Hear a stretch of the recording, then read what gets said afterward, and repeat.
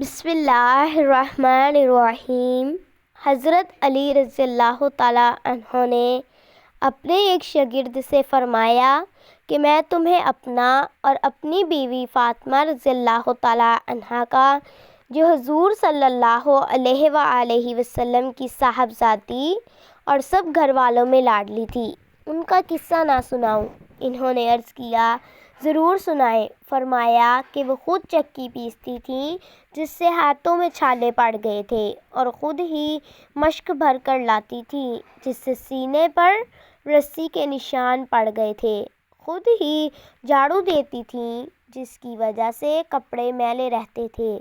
ایک مرتبہ حضور اقدس صلی اللہ علیہ وآلہ وسلم کی خدمت میں کچھ لونڈی غلام آئے۔ میں نے حضرت فاطمہ رضی اللہ تعالیٰ عنہ سے کہا کہ تم اگر اپنے والد صاحب کی خدمت میں جا کر ایک خادم مانگ لاؤ تو اچھا ہے، سہولت رہے گی۔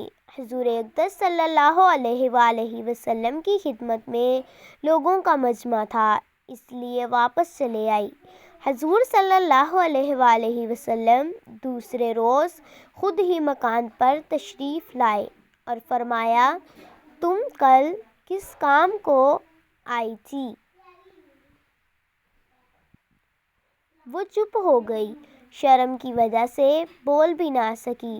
میں نے عرض کیا، حضور صلی اللہ علیہ وآلہ وسلم چکی سے ہاتھ میں نشان پڑ گئے تھے، مشکیزہ بھرنے کی وجہ سے سینے پر بھی نشان پڑ گیا ہے، جھاڑو دینے کی وجہ سے کپڑے میلے رہتے ہیں۔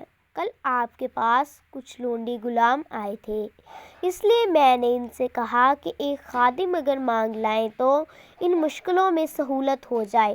حضور صلی اللہ علیہ وآلہ وسلم نے فرمایا، فاطمہ، اللہ سے ڈرتی رہو اور اس کے فرض ادا کرتی رہو، اور گھر کے کاروبار کرتی رہو، اور جب سونے کے لیے لیٹو تو سبحان اللہ 33 مرتبہ، الحمدللہ 33 مرتبہ، اللہ اکبر 34 مرتبہ پڑھ لیا کرو، یہ خادم سے بہتر ہے۔ انہوں نے عرض کیا کہ میں اللہ کی تقدیر اور اس کے رسول کی تجوید سے راضی ہوں۔ ویڈیو پسند آئی ہو تو لائک کر دیں اور شیئر کر دیں۔ جزاک اللہ۔ اللہ حافظ۔